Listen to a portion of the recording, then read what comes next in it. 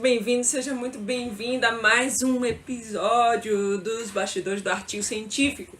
E eu tô aqui para te dizer como que a gente descomplica a revisão para publicar o nosso artigo científico. Bem, algumas pessoas me conhecem, outras não. Me chamo Ana Godoy e eu ajudo você a escrever seu artigo científico mesmo de forma descomplicada.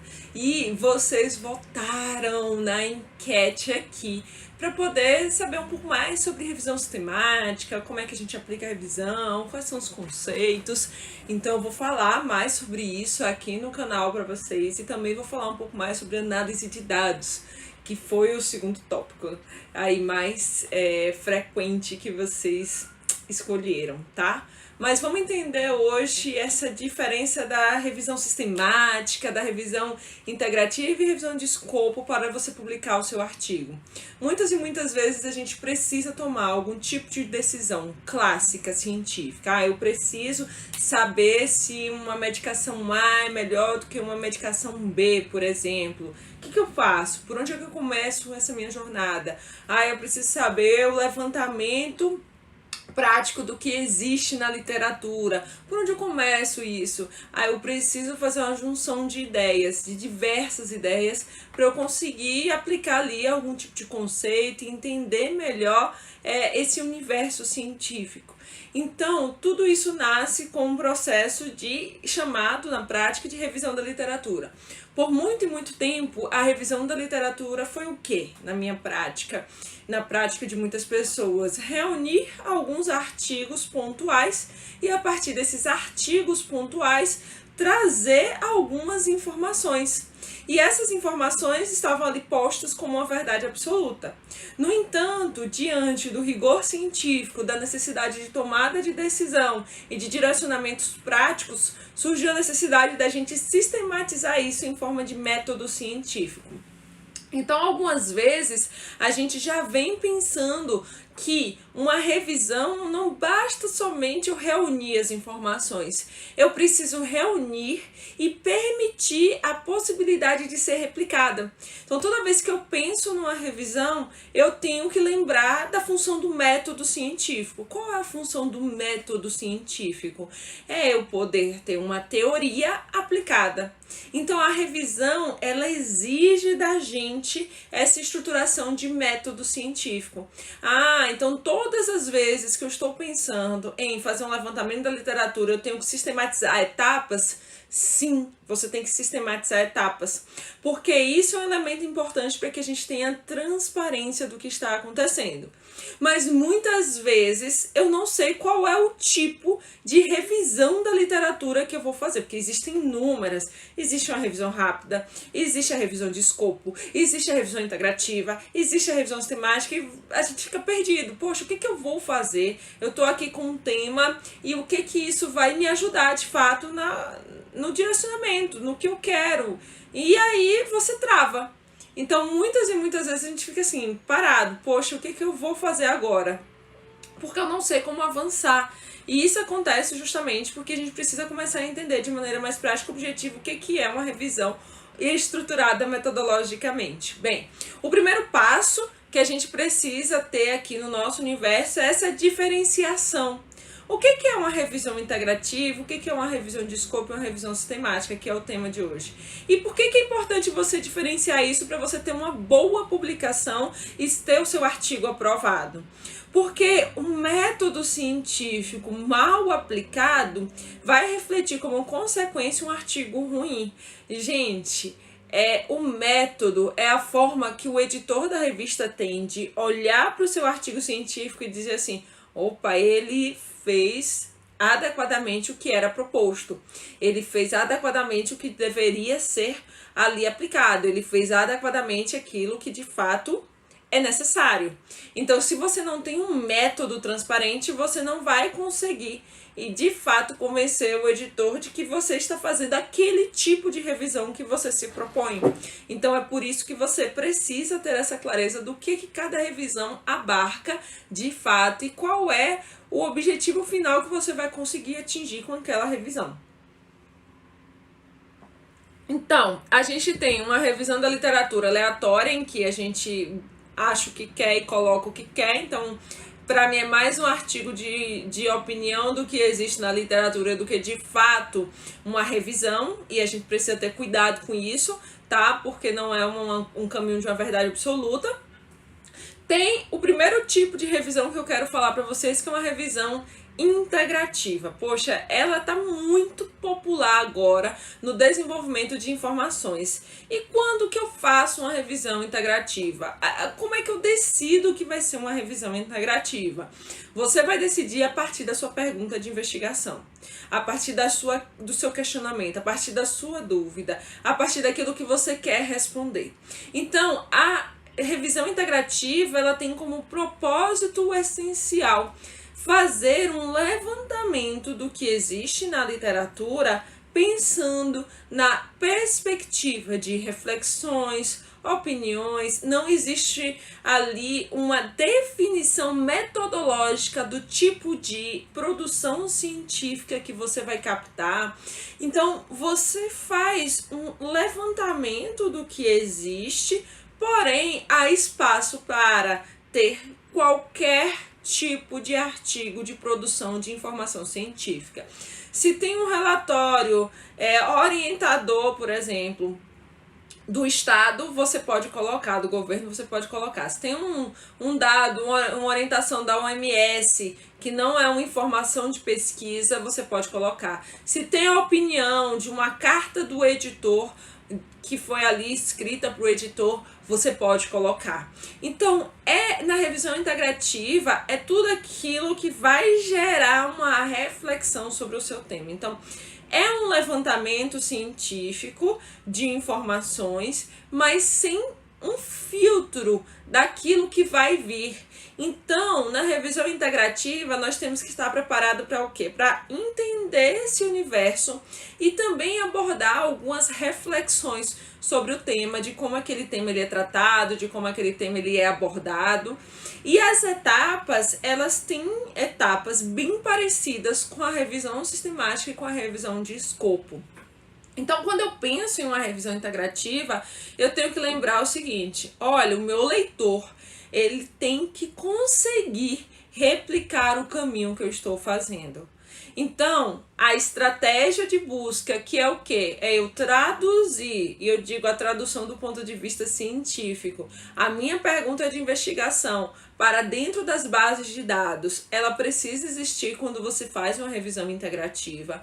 Também é necessário ali que você tenha um critério claro de seleção e de extração dos seus dados. Então, como é que eu seleciono as informações? O que eu vou colocar aqui? Que tipo de informação que eu quero trazer que ajuda a responder a pergunta? Por que é importante a gente ter essa reflexão?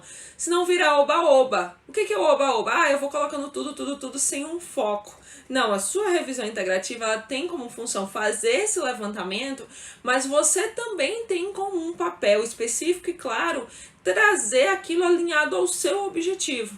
Então, nessa fase de seleção, você pode usar alguns recursos que a gente usa na revisão sistemática, como, por exemplo, um gerenciador de referências para checar duplicatas, ou um rastreador que ajuda a gente nesse processo, como o Ryan, que é uma aplicação web que ajuda você a rastrear melhor esses trabalhos, e você vai fazer isso de maneira aplicada, respondendo a sua pergunta. Então, na revisão integrativa, eu tenho o quê? Eu tenho uma pergunta mais ampla. Eu não tenho uma pergunta tão específica, tão direta. Então, às vezes, eu quero saber, quais são as tecnologias voltadas para reduzir a obesidade. Então, eu estou fazendo uma pergunta muito genérica, uma pergunta muito aberta. Se eu estou pensando quais são e como que as pessoas entendem isso de algum modo, eu vou pensar na possibilidade da revisão integrativa. Bem, com isso bem claro e estruturado para vocês sobre cada etapa, a gente precisa avançar para um segundo ponto, que se chama a revisão de escopo. A revisão de escopo, ela já é mais rebuscada, ela já requer da gente um entendimento mais prático, um entendimento mais lógico sobre alguns conceitos e lacuna da literatura. Bem, quando a gente toma uma decisão, eu vou fazer uma revisão sistemática, mas já tem revisões publicadas, já tem uma revisão sobre aquele tema que eu quero, já tem uma revisão em andamento, não vou fazer uma revisão? Você pode começar a pensar se vale a pena fazer uma revisão sistemática a partir de uma revisão de escopo. Porque o papel da revisão de escopo é fazer com que eu entenda ali uma teoria, um conceito e uma informação e identifique quais pontos na literatura que ainda não são abordados diante desse universo. Então, a revisão de escopo nos ajuda de forma muito eficiente a nos direcionar para uma decisão de uma revisão sistemática. Se você foi para todos os caminhos e ainda assim identificou que não é possível para você ainda ter total clareza sobre a condução de uma revisão sistemática, a gente faz como uma opção a revisão de escopo. A revisão de escopo, ela já exige um pouco mais de aplicação do método científico de forma mais robusta. Enquanto na revisão integrativa eu utilizo algumas etapas, eu verifico algumas questões, na revisão integrativa eu posso fazer sozinho, na revisão de escopo eu já tenho uma exigência maior em relação ao que eu vou fazer, ao que eu vou conduzir, ao que eu vou aplicar. Tá? E o que representa essa exigência maior? Eu já preciso aqui na minha revisão de escopo delimitar melhor quais são os tipos de estudos, quais são os tipos de pesquisas, ou seja, eu vou captar a pesquisa em si que eu quero avaliar compreendendo essa lacuna da literatura, mas eu também posso trazer na minha revisão de escopo revisões que já foram publicadas sobre o tema, especialmente revisões sistemáticas. Por quê? Na revisão de escopo, é esse levantamento da literatura focado numa pergunta específica, mais específica do que a da revisão integrativa. Então, por exemplo, eu quero saber se a utilização de tecnologias digitais, por exemplo, porque tecnologias existem vários caminhos. Digitais, por meio das redes sociais, ajuda a prevenir a obesidade? Então, veja que eu trago aí um elemento mais específico do que eu trouxe na revisão integrativa. Eu perguntei quais tecnologias na revisão integrativa. Na revisão de escopo, eu já trago o quê? Eu já trago a especificidade. Será que existem publicações sobre uma tecnologia específica, uma tecnologia digital? E aí eu vou buscar o que há na literatura. Então, eu não posso esquecer aqui de entender o que a revisão de escopo vai trazer de oportunidade para mim, que é compreender de fato como as pesquisas estão sendo conduzidas e como os métodos estão sendo aplicados. E é muito interessante a gente pensar sobre isso na revisão de escopo e aplicar, porque todas as vezes que eu quero conduzir uma pesquisa nova, que eu quero pensar cientificamente em algum dado, que eu quero produzir a estruturação científica daquilo que eu vou coletar, eu preciso ter como base outras pesquisas. A gente aprende com as experiências dos outros, a gente aprende com outras informações, e é por meio da revisão de escopo, desse levantamento, que pode te ajudar nesse fortalecimento de estrutura. Então, se você quer publicar o seu artigo científico, você tem que pensar assim: o meu método da minha revisão de escopo, ela realmente está adequada, que a gente chama de scoping review, ela realmente está adequada, seguindo a lógica e estruturação que também pode ser replicada? Então, toda vez que a gente pensa em produção científica, a gente quer o produto final, que é o que? É ter seu artigo publicado, é ter sua pesquisa reconhecida, sua revisão estruturada. Então, é isso que você tem que lembrar todas as vezes que você estiver pensando na publicação, como eu vou qualificar. Algumas etapas essenciais da revisão de escopo que eu não posso deixar de fazer, de conduzir, além da estratégia de busca, além da seleção dos artigos e da extração dos dados, é importante que eu faça a avaliação da qualidade metodológica. Por quê? O que é isso, Ana? Avaliação da qualidade metodológica? é saber se a qualidade daqueles artigos que foram selecionados são artigos bons ou ruins, se a qualidade é boa ou não. E aí a gente tem várias ferramentas em que a gente consegue aplicar isso de uma maneira mais prática. Então, por exemplo, você pode utilizar os instrumentos do Instituto Joanna Briggs, a Escala Pedro, Newcastle Total, o Amstar 2, se você estiver avaliando revisões sistemáticas. Então, na revisão de escopo, você vai conseguir trazer de forma mais crítica essa lacuna da literatura, pensando nesses estudos, avaliando qualidade metodológica e focando numa teoria e num conceito aplicado do método e da informação que você vai produzir. Então, quando você tomar a decisão entre o tipo de revisão que você quer conduzir, você precisa lembrar, sim, desse direcionamento. Qual é o tipo de pergunta que eu tenho? Qual é o tipo de informação que eu preciso?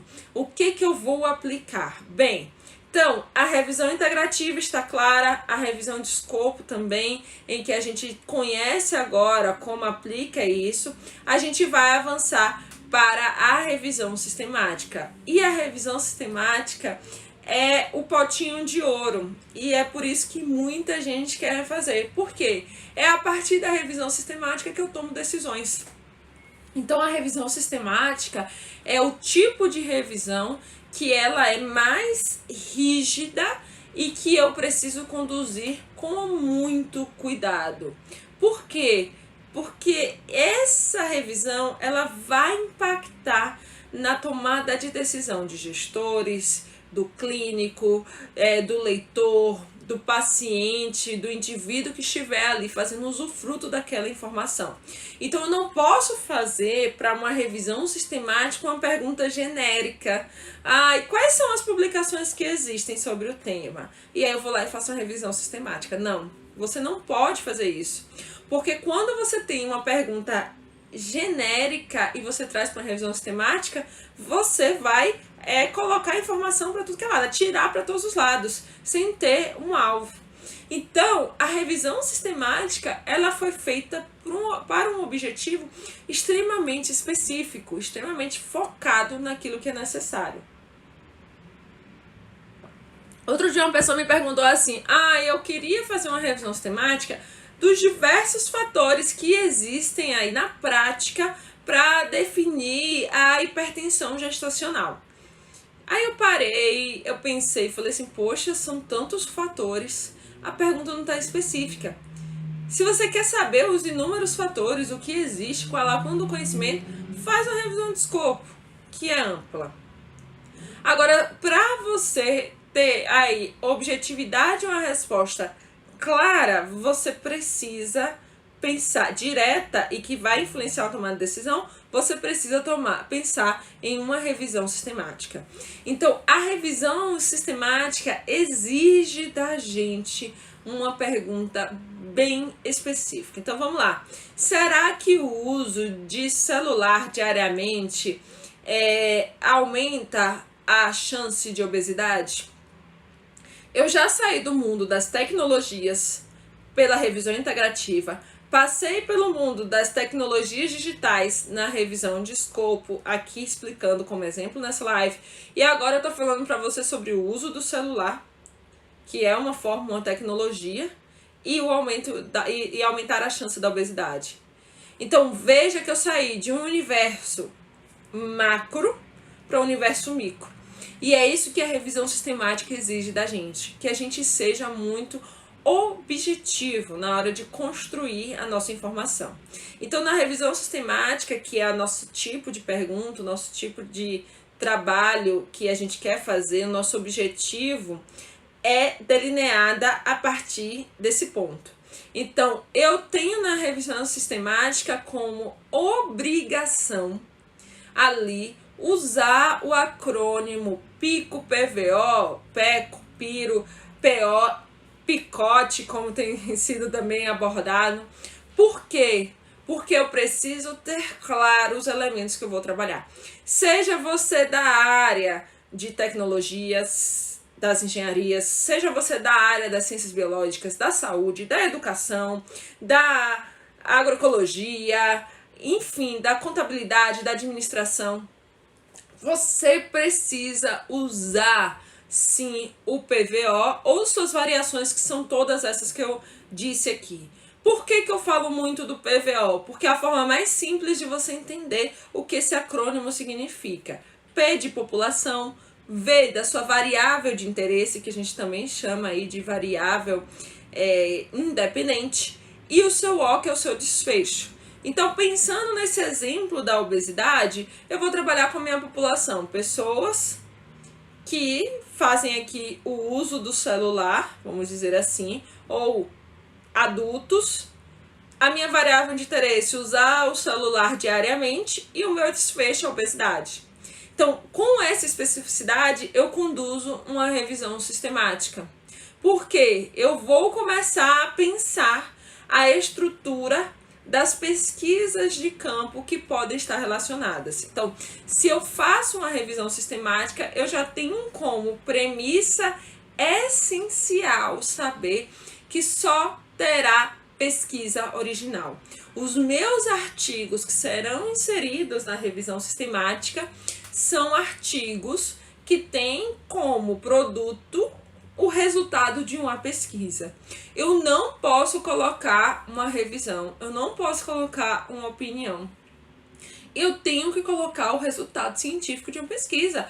Ou seja, a pessoa precisa ter ido lá, coletado os dados, coletado a informação, ter entendido essa pesquisa de campo, como que funciona, ter gerado uma análise de dados, gerado informação estatística e trazer isso. Ah, não, mas tem revisão sistemática de pesquisa qualitativa? Tem revisão, que também tem um dado estatístico ali que você vai trabalhar.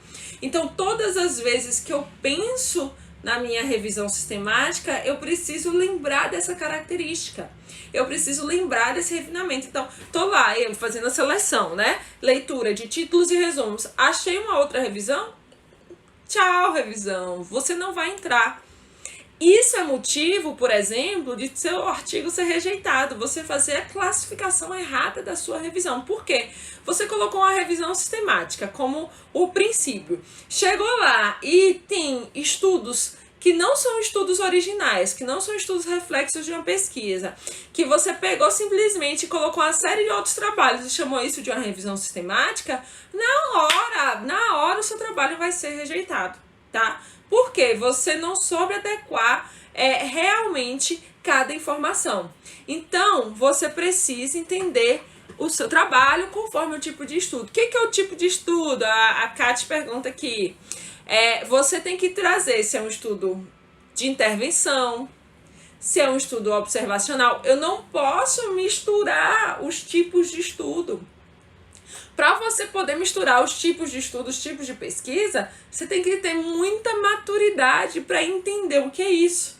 Para quem começa uma revisão, não é adequado você misturar os tipos de estudo. Então, eu não posso simplesmente pegar um estudo de intervenção e um estudo observacional e misturar dentro de uma revisão sistemática achando que está certo.